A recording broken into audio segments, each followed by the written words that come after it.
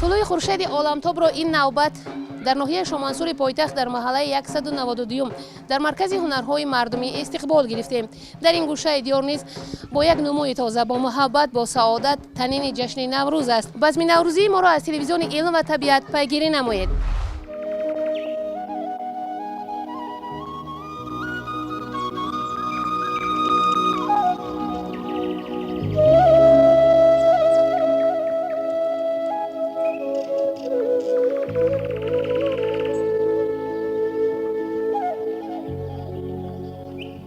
زی کوی یار می آید نسیم باد نوروزی، از این باد ارمدت خواهی چراغ دل برافروزی. به صحرا رو که از دامان غبار غم بیفشانی، به گلزار آی که از بلبل غزل گفتن بیاموزی.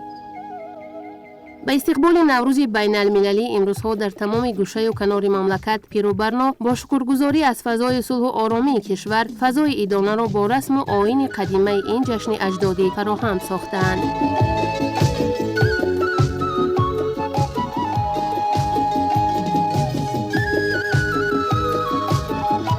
تنین نوروز عالم افروز در سراسر کشورم تاجیکستان عزیز ادامه دارد و این نوبت ما در یکی از گوشه‌های زیبا منظر شهر دوشنبه نوروزی مرکزی هنر آموزی را روی نوار می آوریم تا از آیین‌های نوروزی تا از فرهنگ پرغناوت تاجیکان شما را آشنایی بخشیم و همسفر باشید با ما تا از رسم آیین و فرهنگ اجدادی ما برخوردار شوید. بانوان صاحب ذوق مرکزی هنرآموزی واقع در محله 192 ناحیه شامنسور پایتخت در برابر آموزش کسب و هنر اینچنین آماده نمودن طعام‌های ملی را نیز و بانوان و گلدختران جوان می‌آموزند. این بانوان تصمیم گرفتند نخست از آش بریده آغاز نموده پس از تناول آن برای شاه طعام نوروزی سمنک دست جمعانه سهم خویش را گذارند.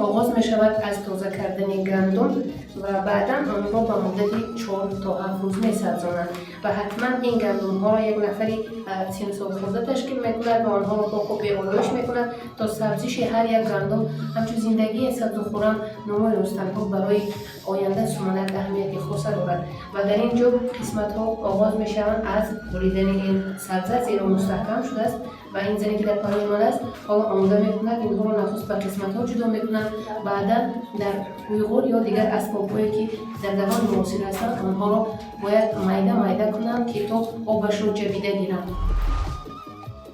همین طریق با کار دست جمعی سبزه‌های سمنک با اسباب‌های تکنیکی حاضر زمان قیمه کرده شدند تا شیره گندم از پوست آن جدا کرده شود. در آماده ساختن این طعام بهاری زنان با محبت و با تازگی و صبوری همه روندهای نازک این غذای شیرین و از ویتامین‌ها بای را اجرا می‌کنند. به شیره سمنک با چینکی معین آب اضافه کرده می‌شود. پس از آمیخته نمودن و جبیدن میسه‌ها و گندم‌های قیمه شده آرد را نیز از الک گذرانیده به طور مخصوص به این آب اضافه می‌نمایند. کدبانوانی که در این هنر الکی ماهر گشته‌اند به دودلگی آب و آرد و حتی حالت آتش لازمه را در این روند نظارت می‌کنند. برای نچسبیدن تگ دیگ سمنک اول آتش باید پست و آرام بسوزد و پیوسته بانوان سمنک را با کفلز به نوبت می‌کوبند. از قدیم چنین رسوم است که آدمان در گرد دیگ سمنک تمنیات نکوی بهاری می‌کردند تا سال نوین عمرشان پربرار و پربرکت و تن و روحشان سالم و روزگارشان پر سعادت باشد.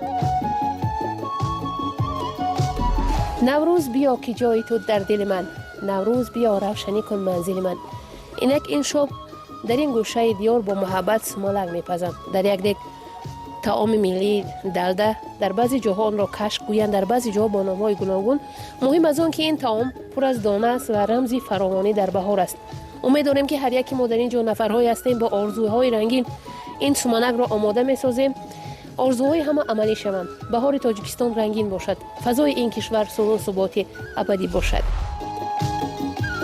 پختن دیگ سومنک را بیشتر از سر شام آغاز میکنند، زیرا برای آماده نمودن آن نه کمتر از 8 ساعت مصرف می شود و پیوسته آنهایی که در گرد دیگ جمع آمدند آن را با شوق میکوبند، البته با آرزوهای نیک و نیتی صالح و سالم. برای از خواب شب کمی دور بودن در این مراسم گاه بزم شعر می آرایند. منوی من امین است که خدا جان ملک تنج باشه، سال سری کنه، پری کنه، همین دیگو دایم همین خیلی پری او خود باشن و خلقی ما تنج باشه، امانی باشه، تنشان سیاد باشه، سیر پر باشه، همه وقت در امان خدا باشیم. وقتی که تنجی و امانی باشه ما همین دسترخوان خودمون میتونیم که پر کنیم. زنای تاجیک همه وقت با مهنت دستان خودشون پر میکنن دسترخوان‌ها را، دیگا را، فرزنداشون هم مثال سیر میکنن. اگر تنجی نباشه هیچ کار کردن نمیشود. بگذار سرور ما بالای سر ما همه وقت زنده باشه، ساق سلامت باشه.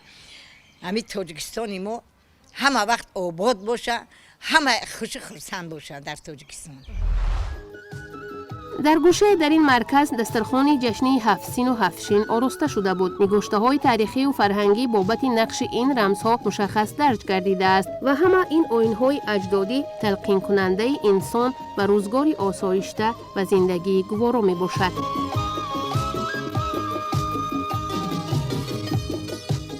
طوре ки мебинед имрӯз бонувони зебо ва модарони ҳунарманди ин маҳаллаи нозанин ҷамъ омаданд ва яке аз анъанаҳои зебои ҷашни наврӯз оростани дастархони миллиро ба ҷо оварданд ва яке аз ҳикматҳои бузурги дастархон дар он аст ки мардумро ба ҳам сарҷамъ меорад ва ин ҷо низ гирди хони наврӯзӣ бонувон, занон ва кӯдакону тифлакони дӯстрӯй ҷамъ омаданд то дар гирди хони наврӯзӣ бишинанд ва яке аз анъанаҳои дигари хони наврӯзӣ ин оростан ва ташкил кардани ҳафтсин ва ҳафтшин мебошад. чӣ тавре ки шумо мебинед, албатта дар марказ нони зебои тоҷикона, кулчаи калон ва кулчаи хурд ва дар гӯшаҳои дастархон сабза ки рамзи баҳори нозанин, рамзи сабзиш ва хуррамии табиат мебошад.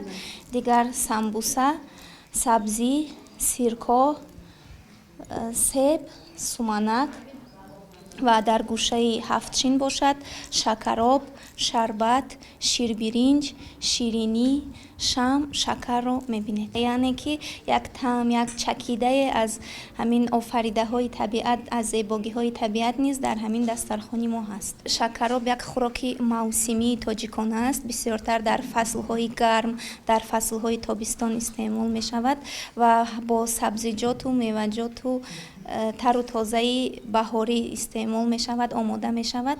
барои ҳамин онро низ бонувон дар рӯи миз гузоштанд. аз наврӯз ҳамасола албатта ки ҳамин сару либоси зебои бонувон ки мебинед, ман шахсан бесаброна мунтазир ҳастам ки баъд аз қабоҳои зимистона мардум гулгул мешукуфанд. бонувони мо гарчанде ки зебо ҳастанд, боз ҳам зеботар, шукуфонтар шуда аз ҳамин фасли баҳор истиқбол мегиранд.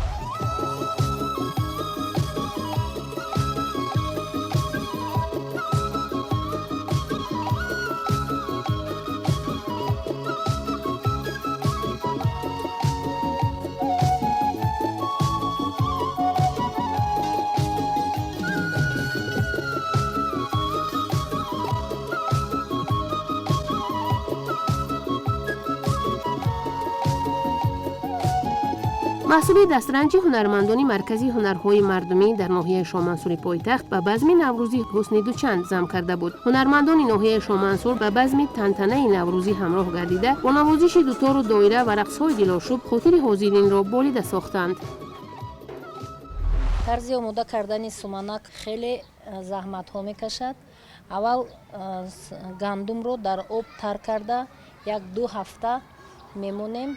بعد از اون گندم میسبزد، آن را با سنگ میده کرده کمتر آبی گرم یکجا کرده بعد در دیگ میاندازیم. پیش از همه میخواهند که در تاجیکستان ما تنجی امانی باشد، سری پوری باشد. زنهای ما سومنک رو آماده نمودند و در کوفتن سومنک هر یک دختر و زنان بانوان ما آرزو کردند که در دنیا ҳамеша тинҷу ободӣ бошад.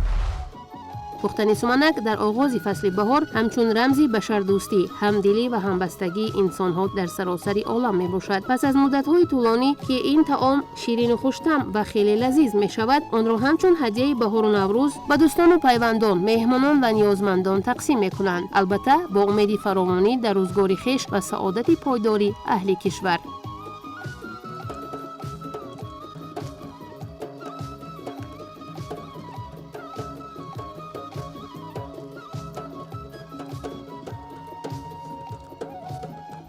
аввалан мехоҳам ки миннатдории худамро ба роҳбари давлат баён намоям ки барои мо занону модарон чунин шароитҳо фароҳам оварданд ки мо дар фазои сулҳу субот ҳар вақте ки хоҳем ҳамаи ҷашнҳоро ба таври дилхоҳ ҷашн гирифта метавонем. мана имрӯз занҳои ҳунарманди маҳаллаи 192 ҳама каса ҷамъ омада шаби дароз суманаку далдапазӣ карданд ва имрӯз хурсандӣ мекунанд ва анвои тайёркардаи худро рӯи хон мегузоранд ва байни ҳамдигар тақсим мекунанд. гирди ҳам ҷамъ омада рақсу бозиву хурсандӣ мекунанд. ин ҳамаш нишонаи он аст ки фазои кишвари мо ободӣ, сулҳу субот асту мо занону модарон метавонем ки аз он истифода барем. ва орзуи мо занону модарон ҳамин аст ки сулҳу субот, ободӣ, оромӣ на танҳо дар Тоҷикистон, балки дар тамоми ҷаҳон ҳувайдо бошаду ҳамеша пойдор бошад. مورد به ذکر است که در این معرکه هنرآموزی دختران و بانوان خانه‌نشین به کورس‌های آموزشی دوزندگی و پزندگی جلب گردیده پس از 3 ماه تحصیل با سرتیفیکت مخصوص تامین می‌گردند. در برابر کورس‌های دوزندگی آموزشی آماده کردن همه محصولات قنادی در روزگار دختران جوان به فایده سعادت خانوادگی آنهاست.